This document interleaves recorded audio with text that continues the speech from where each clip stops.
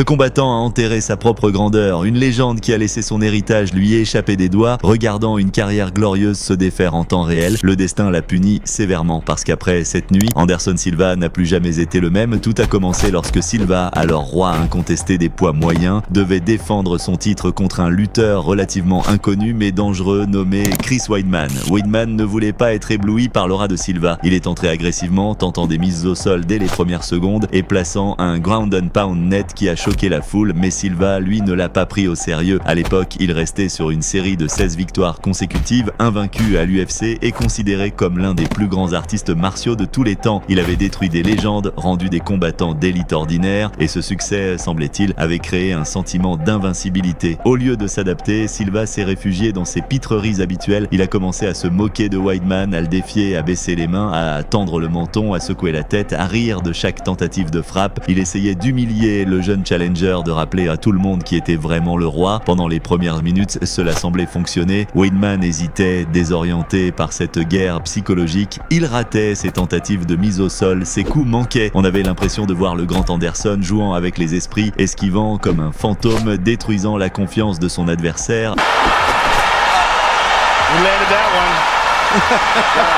Mais ensuite, tout s'est effondré. À mi-chemin du deuxième round, Silva a baissé les mains une fois de trop. Weidman n'a pas hésité. Il a lancé un crochet court du droit et il a touché en plein visage.